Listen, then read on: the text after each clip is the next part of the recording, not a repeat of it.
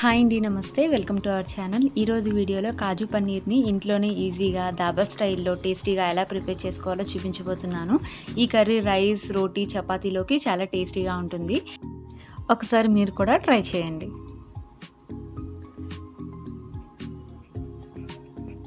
ఇప్పుడు ఒక బౌల్ తీసుకొని అందులో 1 కప్పు కాజుని వేసుకోవాలి. కాజు వేసుకున్న తర్వాత ఇందులో 1 గ్లాస్ హాట్ వాటర్ వేసుకొని ఒక 1 అవర్ కాజుని నానబెట్టి పెట్టుకోవాలి. ఇప్పుడు ఒక బౌల్ తీసుకొని అందులో 1 గ్లాస్ వాటర్ యాడ్ చేసుకోవాలి. ఇందులో 1 స్పూన్ సాల్ట్ వేసుకొని మనం కట్ చేసి పెట్టుకున్న పన్నీర్ని ఇందులో వేసేసుకొని క్లీన్గా వాష్ చేసుకోవాలి. ఇలా వాష్ చేసుకోవడం వల్ల పన్నీర్లో ఉండే పులుపుదనం తగ్గుతుంది. ఇంకా మనకి పన్నీర్ మీద ఏమైనా డస్ట్ ఉంటే అది కూడా క్లీన్ అయిపోతుంది. శుభ్రంగా వాష్ చేసుకున్న తర్వాత పన్నీర్ని ఒక ప్లేట్లో తీసుకోవాలి. నేను ఇక్కడ 250 గ్రామ్స్ పన్నీర్ తీసుకుంటున్నాను. 250 గ్రామ్స్ పన్నీర్కి పెద్ద సైజ్ ఆనియన్స్ 2 అయితే కరెక్ట్గా సరిపోతుంది. వీటిని స్లైసెస్గా కట్ చేసుకొని మిక్సీ జార్లో వేసుకొని పేస్ట్లా చేసి పెట్టుకోవాలి. టమాటాస్ అయితే 3 తీసుకుంటున్నాను. వీటిని కూడా పేస్ట్లా తయారు చేసి పెట్టుకోవాలి. ఇప్పుడు స్టవ్ మీద కడాయి పెట్టుకొని 1 స్పూన్ ఆయిల్, 1/2 స్పూన్ నెయ్యి వేసుకోవాలి. నెయ్యి ప్లేస్లో బటర్ కూడా యూస్ చేయొచ్చు. ఇది కొంచెం హీట్ ఎక్కిన తర్వాత పన్నీర్ని ఇందులో వేసుకొని జస్ట్ 2 మినిట్స్ ఫ్రై చేసుకుంటే సరిపోతుంది. మరీ ఎక్కువగా ఫ్రై చేస్తే పన్నీర్ అనేది గట్టిగా వచ్చేస్తుంది మనం కర్రీ ప్రిపేర్ చేసిన తర్వాత. హై ఫ్లేమ్లో పెట్టుకొని 2 మినిట్స్ కొంచెం లైట్గా కలర్ చేంజ్ అయితే సరిపోతుంది. పన్నీర్ ఫ్రై అయిన తర్వాత పన్నీర్ని తీసేసుకొని ఒక ప్లేట్లో పెట్టుకోండి. ఇప్పుడు ఇందులో 1 స్పూన్ ఆయిల్ యాడ్ చేసుకోవాలి. 1 బిర్యానీ ఆకు, 1 ఇలాచీ, 2 లవంగాలు, చిన్న దాల్చిన చెక్క వేసుకొని ఒక 2 మినిట్స్ ఫ్రై చేసుకోండి. ఇది కొంచెం ఫ్రై అయిన తర్వాత 1/2 స్పూన్ జీలకర్ర యాడ్ చేసుకోవాలి. జీలకర్ర కూడా ఫ్రై అయిన తర్వాత మనం పేస్ట్ చేసి పెట్టుకున్న ఆనియన్ పేస్ట్ని ఇందులో యాడ్ చేసుకొని బ్రౌన్ కలర్ వచ్చినంత వరకు మెత్తగా ఉడికించుకోవాలి.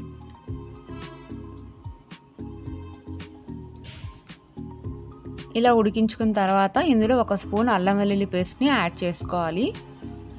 అల్లం వెల్లుల్లి పేస్ట్ వేసుకొని 2 మినిట్స్ ఫ్రై చేసుకోండి.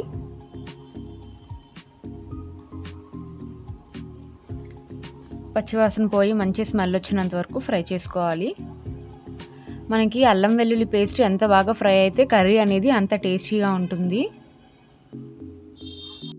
ఇప్పుడు కొంచెం గరం మసాలా వేసుకొని ఒక 2 మినిట్స్ ఫ్రై చేసుకోండి. మీకు కొంచెం ఎక్కువ స్పైసీగా కావాలంటే ఇంకొంచెం ఎక్కువ యాడ్ చేసుకోండి. ఇది ఒక 2 మినిట్స్ ఫ్రై చేసుకున్న తర్వాత టమాటా పేస్ట్ని వేసుకొని ఫ్రై చేసుకోవాలి. టమాటా అనేది మొత్తం పచ్చివాసన పోయినంత వరకు ఫ్రై చేసుకోవాలి, లేకపోతే కర్రీ టేస్ట్గా ఉండదు. బాగా ఫ్రై అవ్వాలి. ఇది ఒక 5 or 10 మినిట్స్ ఫ్రై చేసుకోవాలి టమాటా పేస్ట్ని లో ఫ్లేమ్లో పెట్టుకొని.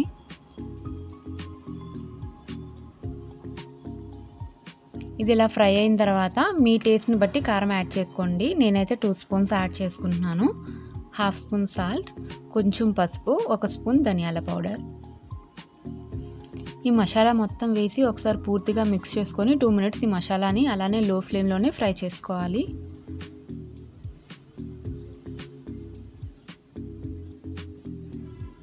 ఇలా ఫ్రై చేసుకున్న తర్వాత ఇందులో 1 గ్లాస్ వాటర్ యాడ్ చేసుకోవాలి. వాటర్ యాడ్ చేసుకొని ఒకసారి పూర్తిగా మిక్స్ చేసుకోండి. ఇంకా మీకు గ్రేవీ కొంచెం థిక్గా ఉందంటే ఇంకొంచెం వాటర్ యాడ్ చేసుకోవాలి. ఎందుకంటే ఇది ఇంకా మనకి ఉడుకుతుంది కాబట్టి ఇంకొంచెం ఎక్కువ వాటర్ యాడ్ చేసుకోవాలి. ఇప్పుడు ఇది ఇలా ఉడుకుతున్నప్పుడు పన్నీర్ని ఇందులో యాడ్ చేసేసుకొని మనం నానబెట్టి పెట్టుకున్న కాజుని కూడా ఇందులో వేసేసుకోవాలి.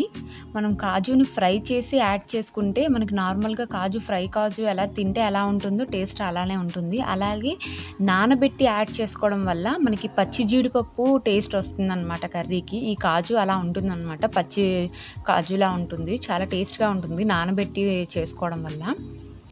ఇవన్నీ వేసుకుని ఒక 10 నిమిషాలు ఉడికించుకుంటే మనకి కాజు పన్నీర్ కర్రీ అనేది రెడీ అయిపోతుంది. చాలా టేస్ట్గా ఉంటుంది. ఈ ప్రాసెస్లో ఒకసారి ట్రై చేయండి.